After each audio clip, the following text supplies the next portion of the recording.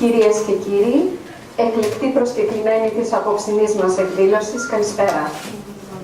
Απόψε, εδώ στο χώρο του Ομίλου Εξυπηρετητών, θα παρουσιάσουμε το συγγραφικό έργο της κυρίας Φέδρας Ζαπαθά-Παγουλάτου.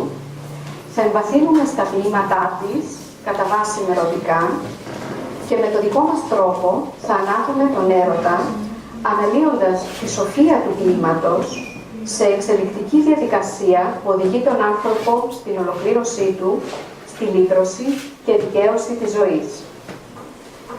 Το λογοτεχνικό εργαστήρι των εκδόσεων Μέγα Σύριος, που λειτουργεί υπό την αιγίδα του Ομίλου Εξυπηρετητών, παρουσιάζει σύγχρονους λογοτέχνες και ποιητές για να μελετήσουν το έργο τους, να εντρυθήσουν στο λόγο τους, που πάλεται, καθώς ενώνεται με τον ένα και μοναδικό λόγο, που μορφοποιεί τα ανθρώπινα παιδεία σε στίχους και να μπορέσουμε, γιατί αυτό διδάσκουμε στον Όμιλο, να μετουσιώσουμε τα νοήματα και τα μηνύματα των έργων τους σε γνώση και αγάπη.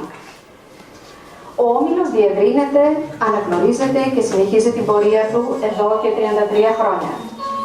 Σήμερα έγινε στο Λονδίνο παρουσίαση της προσέγγισης του Ομίλου στο θέμα του well-being σε ομάδα θεραπευτών της ψυχικής υγείας και χθες το λογοτεχνικό περιοδικό Νέα Σκέψη παρουσίασε στο χώρο της εταιρείας Ελλήνων Λογοτεχνών την ποίηση της κυρίας Εργαζάκη Βασιλικής, μέλος του Ομίλου, που θα μας κάνει και την κεντρική παρουσίαση απόψε.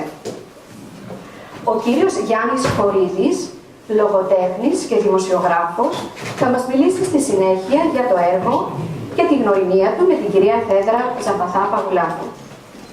Η ηθοποιός και συγγραφέας μυθιστορημάτων και ποιημάτων, κυρία Δήμητρα Παπαδήμα, θα απαγγείλει ποίηματά της.